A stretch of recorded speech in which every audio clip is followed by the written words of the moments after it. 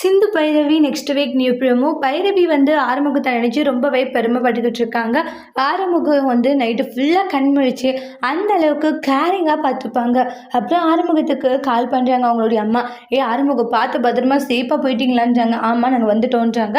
பைரவிக்கிட்டே இந்த விஷயத்த சொல்ல வேண்டாம், ஏன்னா அம்மா தேவையில்லாத கஷ்டப்படுவாங்க, நம்ம நல்லபடியாக போயிட்டு வந்துட்டோன்றதை மட்டும் சொல்லு அப்படின்னு முன்கூட்டியே சொல்லியிருப்பாங்க. ஆறுமுகத்துக்கிட்ட பேசிட்டு பைரவிக்கிட்டமே பேசிட்டாங்க. எதுவும் பிரச்சனை இல்லை, அதெல்லாம் ஒரு பிரச்சனை இல்லை, ஆறுமுகம் நல்லா பார்த்துக்கிறான்லன்றாங்க. நல்லா பார்த்துக்கிறாங்க தன்றாங்க. சரிம்மா பார்த்து பத்திரமா இருந்துட்டு வாங்க, நீங்கள் உடனே வரணுன்றும் இல்லை, நல்லா சுற்றி பார்த்துட்டு என்ஜாய் பண்ணிட்டு வாங்க, சரி ஓகே அப்படின்ற மாதிரி சொல்கிறாங்க. அதுக்கப்புறம் காயத்ரி, என்னம்மா 2 பேர் சந்தோஷமாக இருக்காங்களா, எனக்கு அது போதுன்றாங்க.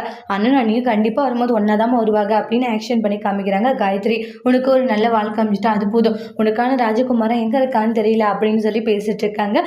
காயத்ரியுமே அதை பற்றி யோசிச்சுட்டு இருக்காங்க. இன்னொரு பக்கம் வந்து உனக்கு அம்மானா பிடிக்குமா அப்படின்றாங்க. எனக்கு என் அம்மானா ரொம்ப பிடிக்கும், தங்கச்சி என் அம்மாவுக்கும் மேலேன்றாங்க. என் அம்மாவை எந்த அளவுக்கு பிடிக்குமோ அதே மாதிரி தான் எனக்கு என் தங்கச்சி காயத்ரியுமே பிடிக்கும் அப்படின்ட்டு ஆறுமுகம் எல்லா விஷயத்தையுமே வந்து ஷேர் பண்ணிக்கிறாங்க பைரவி கிட்ட.